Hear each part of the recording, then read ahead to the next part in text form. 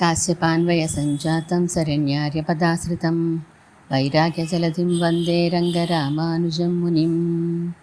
అందరికీ దాసోహం. మన శరణ్య పత్రికలో ఆళ్వారాచార్యుల దివ్య కథలు అందించారు శ్రీ మంచితరకవి ఆత్రేయ గారు ఇంతకుముందు రోజుల్లో. అవి మనం చదువుకుంటున్నాం. ఈరోజు తిరుప్పాణి ఆళ్వార్ల చరిత్ర తెలుసుకుందాం.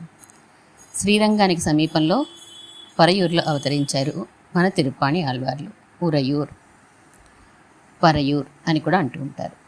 దుర్మతినామ సంవత్సరం కార్తీక మాసం పున్నమి బుధవారం రోహిణి నక్షత్రంలో తిరుప్పాణి ఆళ్వార్లు శ్రీవత్సాంశంతో ఒక వరి చేలో ఉద్భవించారు. ఒక దళిత మాదదాసు కుటుంబంలో పెరిగారు ఈయన. బాల్యం నుంచి భక్తి పరవశులై ఉన్నారు. శ్రీరంగనాథునే కీర్తిస్తూ కాలం గడుపుతూ ఉండేవారు. చేతిలో వీణ ఏకతార అనబడే ధరించడం వల్ల ఈయనకి తిరుప్పాణన్ అనే పేరు వచ్చింది. తిరుప్పాణన్ కావేరీ తీరంలోనే ఎక్కువసేపు గడుపుతూ ఉండేవారు.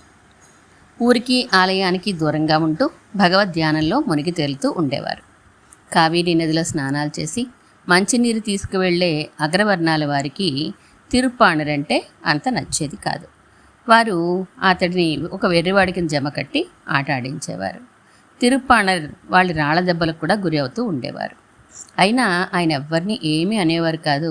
ఆయన పాటలు పాడుకుంటూ ఆ ఏకతారిని మీటుకుంటూ భగవద్ ధ్యానంలోనే మునిగి ఉండేవారు. కోవెల లోపలికి వెళ్ళే అర్హత, పెరుమాళ్ళని సేవించుకునే అర్హత అప్పట్లో వారికి ఉండేది కాదు కనుక భగవత్ సంకీర్తనతోటే అన్నీ మర్చిపోయేవారు. ఈ లోకాన్నే మర్చిపోయేవారు. చేసిన అవమానాల్ని మర్చిపోయేవారు. రాళ్ల దెబ్బల్ని పట్టించుకునేవారు కాదు.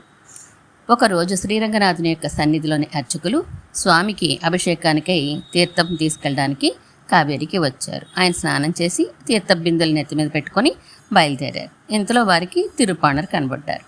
అయ్యో, తీర్థం అపవిత్రం అయిపోతుంది ఈయన్ని తగిలితే అని అనుకుని తిరుప్పాణర్ని దూరంగా జరిగిపోమ్మని అర్చకులు అరుస్తారు, కేకలేస్తారు. సంకీర్తనంలో మైమరిచిపోయినటువంటి తిరుప్పాణి ఆళ్వారికి ఆయన మాటలు కేకలు వినపడలేదు. ఆ అర్చకులు ఒకరు కోపగించుకొని ఒక రాయితో అతనిని కొడతారు.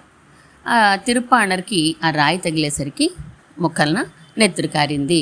అప్పుడు మెలకు కలిగింది ఆయనకి. అయ్యో, రంగనాథుని పట్ల అపచారపడ్డానే అని చెప్పి భయపడి దూరంగా వెళ్ళిపోతారు. అర్చకులు మరలా కావేరిలో స్నానం చేసి మళ్ళీ తీర్థాన్ని నింపుకొని బిందెలలో శ్రీరంగాని ఆలయానికి చేరుకున్నారు. గర్భాలయాలు తలుపులు తెరిచి చూస్తే శ్రీరంగని ముఖం నుండి నెత్తురు కారుతోంది. అర్చకులు అయ్యో, ఇదేంటి ఇంత అపచారం జరిగింది అని వలవల ఏడవడం మొదలుపెట్టారు ఆయన. అప్పుడు శ్రీరంగనాథుడు చెప్తారు, మీరు కావేరీ తీరంలో సంచరిస్తున్న నా భక్తుడి మీద రాళ్ళు విసిరారు కదా, అది నాకు తగిలి నా ముఖం రక్తసిక్తమైంది అనగానే ఆలయ అర్చకులు అధికారులు అందరూ కూడా వెళ్ళి శ్రీరంగనాథుని క్షమాపణ వేడుకుంటారు. వారు ఒక భాగవతోత్తని పట్ల చేసిన పాపానికి ప్రాయశ్చిత్తంగా తిరుప్పాణన్ని సగౌరవంగా తన దగ్గరికి తీసుకురమ్మని తీసుకుని రమ్మని ప్రధాన అర్చకులైనటువంటి లోకసారంగమునిని స్వామి ఆదేశిస్తారు.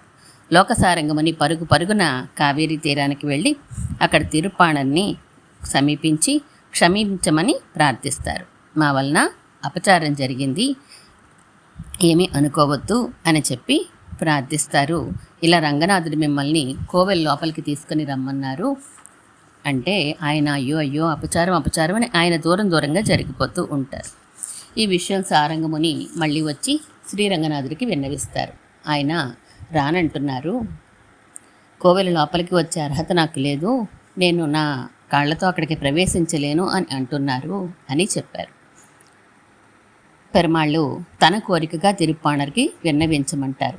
నేను కోరుకుంటున్నాను ఆయన్ని చూడాలని అని చెప్పి మీరు మీ భుజాల మీద ఆయన్ని మోసుకొని తీసుకుని రండి అని చెప్పి ఆజ్ఞాపిస్తారు.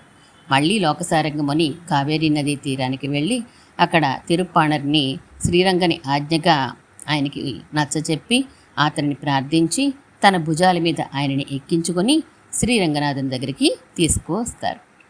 శ్రీరంగనాథుని దర్శనానికి బయలుదేరిన వెంటనే మన తిరుప్పాణి ఆళ్వార్లకి రంగనాథుని యొక్క దర్శనం మానసికంగా అవుతుంది. ఎప్పుడైతే రంగనాథుని సేవ అయిందో వెంటనే ఆయన రంగనాథుని కీర్తించడం ప్రారంభిస్తారు పాసురాలలో. 10 పాసురాలు చిన్న చిన్న పాసురాలుగా శ్రీరంగనాథుని ఆపాదమస్తకం వర్ణిస్తారు. అమలనాది పిరాన్ అడియార్కెన్నే ఆట్పడుత్త విమలన్ అంటూ కీర్తిస్తారు. రంగనాథుని యొక్క ప్రతి అవయవాన్ని పాదాల దగ్గర నుంచి మొదలుకొని శిరస్సు వరకు కూడా ఆయన కీర్తిస్తారు.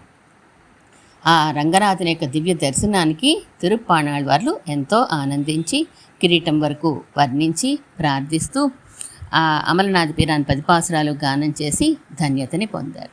10వ పాసురంలో కీర్తిస్తారు కదా, రంగనాథునటువంటి చూచిన కన్నులతోటి నేను ఇంకొకటి లేదా ఇతరులను చూడను అని చెప్పి అనుకొని స్వామికి శరణాగతులై రంగనాథుని పాదాల్లో అంతర్భవించారు మన తిరుప్పాణి ఆళ్వార్లు.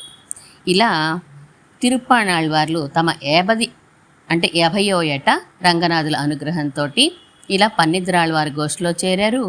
మన ప్రతి దివ్య దేశంలోనూ కూడా అర్చింపబడుతున్నారు తిరుప్పాణాళ్వార్లు. ఆయన్ని దర్శించుకుంటే మనం కూడా ధన్యులమైనట్టే కదా. తిరుప్పాణ్ ఆళ్వార్ ఈయన రంగనాథుని యొక్క శ్రీపాదాల్లో గోదాదేవి ఎలా అయితే చేరిపోయిందో వివాహం చేసుకున్నాక, ఈయన రంగనాథుని చూసిన నేత్రాలతో వేరొకటి చూడను అని చెప్పి ఆయన పాదాల్లో అంతర్భవించినటువంటి గొప్ప మహానుభావులు మన తిరుప్పాణ్ ఆళ్వార్లు. శ్రీమన్ మహాభూతపురే శ్రీమత్ కేశవ యజ్వరః కాంతిమత్యాం ప్రసూతాయ ఇతి రాజాయ మంగళం.